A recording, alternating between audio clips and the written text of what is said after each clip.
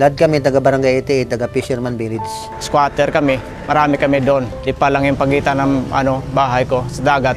Yung iniintindi po namin dahil marami talagang bagyo na dumarating din sa amin. Para bang wala lang. Hindi kami lumikas kasi akala namin hangin lang. Pizza 8 ng umaga, kasagsagan ng Yolanda, nasa bahay po ako, pati yung misis ko. Dahil mahirap talaga iwanan yung bahay dahil maraming magnanakaw eh. Baka pagdating namin yung mga gamit namin, wala na. Biglang lumaki yung dagat, pati yung tubig, biglang lumaki yung alon, nagkagibaan yung mga bahay. Nung pumasok na yung tubig, nagdesisyon na ako na magtakbuhan na kami. Paglabas namin ng bahay, malaki na yung tubig. Tapos yung mga kasamahan ko, pati yung mga maliliit, umawaksakan sa katawan ko. Hanggang sa nakakapit kami sa isang bigkis na kawayan. Nakakapit kami sa kawayan na tinali. Mga 20 kami kumapit doon. Yung mga bata talagang ginawa nila akong salpabida eh. Konti nila hiningi ako, kaya nabitawan ko yung mga bata. Yung asawa ko po, hawak ko siya nung mga oras na yun na malakas ng hangin. Hinawakan ko yung asawa ko po tsaka yung anak ko. Paglingon ko, nakita ko yung misis ko, pero yung anak ko, wala, nabitawan ng misis ko. Ginawa ko lahat yung magawa ko para iligtas yung asawa ko. Subalit, nagkahiwa-hiwalay kami nung nasa gitna na kami ng dagat. Pagkapunta namin sa gitna ng dagat, nabundol kami ng bahay. Tapos yung asawa ko nakabitaw. Nagkaway po siya sa akin nung nakakapit pa sa kawayan. Isang bisis lang nagkaway.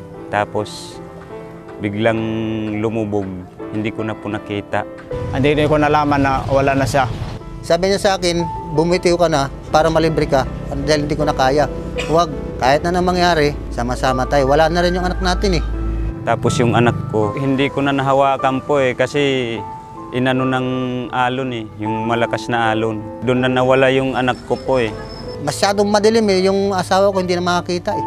Hindi ko na talaga akalain na mabubuhay pa kami. Gusto ko sanang tumalon kaso pati ako mamamatay.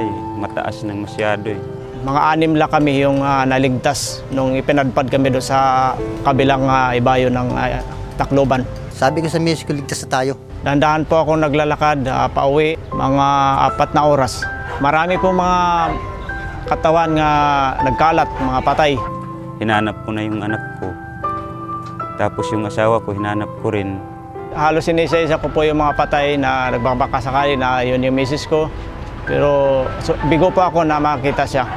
Yung anak namin, kung saan namin nabitawan, pagka bukas ng maga, doon na namin nakita. Yung nakakita, yung uncle niya.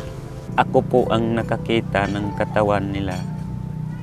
Ng anak ko at asawa ko, pati yung pamangking ko. Tingin ko, nakaganon yung bata, nakaakap. Doon sa may damuhan. Wala na simbuhay. Lininisan sila, binihisan. Kahit basa yung mga damit, binihisan pa rin. Tapos linagyan namin ng yero para hindi mauulanan hanggat na kinuha sila ng mga sundalo. Kami po yung nagbalibag ng anak-anakan ni Ramel Navarro, pati yung asawa ni Eduardo. Sabi ng asawa ko iyak nang iyak. Wala na kaming anak. Mahirap talaga yung nawawalaan ng pamilya. Para ka nasisiraan ng bait.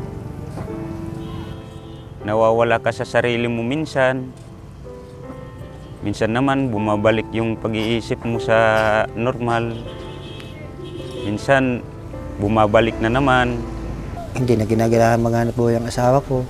Pero sabi ko naman, andito pa naman din tayo eh. Tsaka yung Panginoon, hindi na magpapabaya siguro sa atin dahil binawasan na nga tayo ng isa eh. Magsikap na rin tayo. Hindi ko pa makalimutan yung asawa ko.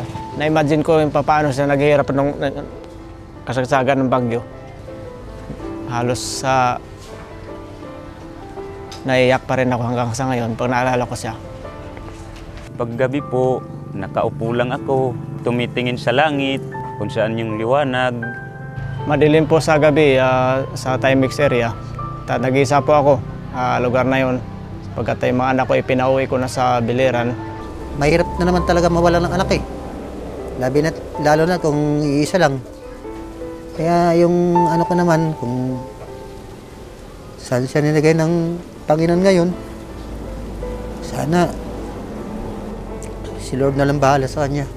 Gusto ko sana akong nauna, kaso hindi man ginusto ng Panginoon. Akong itinira. Sabi ko, ako na lang mauna dahil ako may sakit Gusto ko maglasing na lang gabi-gabi para makatulog lang ako. Yung iba, wala nang gana na bumalik sa lugar na yun. Kasi wala nang bahay halos. Hindi pa kami nakakabalik doon. Ang buhay po na napapaligiran ng mga patay, nung una, na, para may takot ako, hindi ako makatulog. Sabalit, bandang huli po ay nakapag-adjust na po ako. Yung pinagsisisihan ko po kung bakit hindi ko sila nailikas sa tubig.